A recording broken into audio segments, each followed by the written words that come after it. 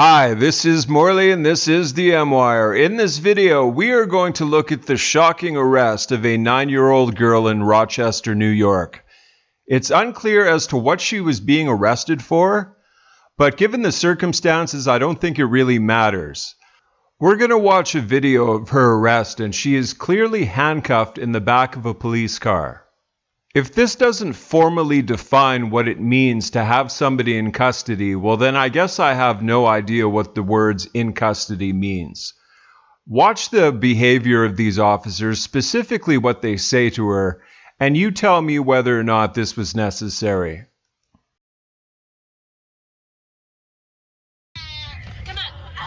I'm going to pass you and I don't want to. Sit back. Then sit back. Come on. This is your last chance, otherwise pepper spray's going in your eyeballs. Come on, let's go. Sorry, just keep me safe for a minute. Come on. I want my dad. Come on. I'm going to go get him. Now sit back. Come on. I will fix it. I will fix it. Dear, why, just stop for a second and take a deep breath. Hey, just stop. Please. I will get your dad. No, you said that you were going to pepper spray me. No, please, no, stop. Sit back. Oh, I got a bad one. Just spray her. No, I have Just a spray bad her at this one. point. Stop.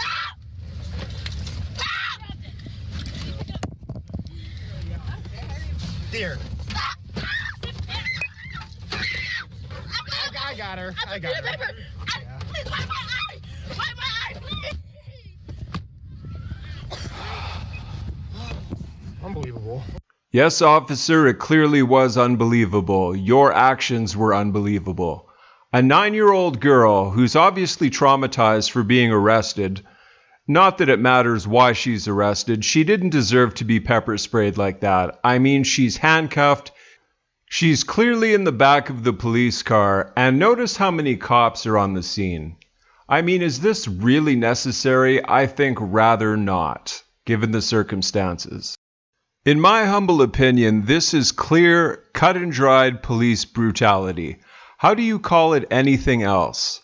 She's in handcuffs in the back of a police car, and they pepper sprayed her. For what? Is she going to be any less combative now that she's been pepper sprayed? I don't think so. And to add insult to injury, they clearly ignored her request to wipe her eyes after they pepper sprayed her, and they just shut the door. Absolutely disgusting. Well, it gets even more disgusting. Here's a clip of the chief of police of Rochester responding to this incident. Pay particular attention to not only what he says, but his body language. This is the textbook description of a complete doughhead cop. I can't tell you anything about him. He came to the scene shortly thereafter. They were trying to get her into the car and made a decision. He made a decision there that he thought was the best action to take. It resulted in her no injury to her. Had they had to go and push further and use more force, there's a good chance she could have been hurt worse. It's very, very difficult to get somebody into the back of a police car like that. And she's 9 years old. Imagine what happens when we have a full-grown individual that we're dealing with. You talk about the psychological impact on the officers, but what about the psychological impact on the 9-year-old girl who had to deal with this traumatic situation? How about the traumatic situations that she's been dealing with? Did you listen to the words that her mother was saying to her? That's what's sad. That's what's disturbing. That's what officers go home and say, how does that girl have a chance in life? What's that officer supposed to do? What can they do? You know what?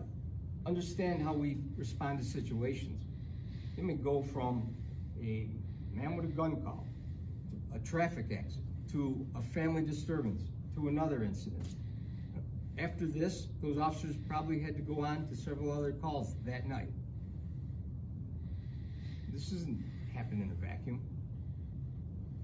Some of those officers probably didn't get a chance to even discuss it until when? hours later?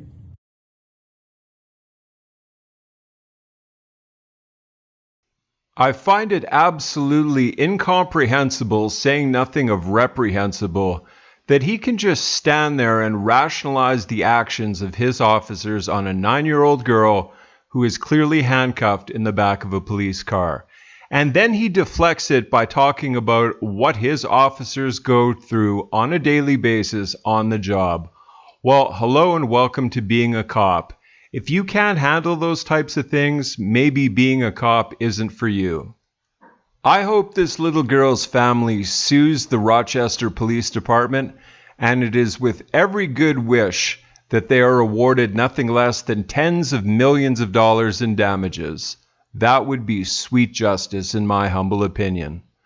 Thank you very much for coming along with me to my video. Please remember to like, comment, share, and subscribe in this age of legendary internet censorship. God bless.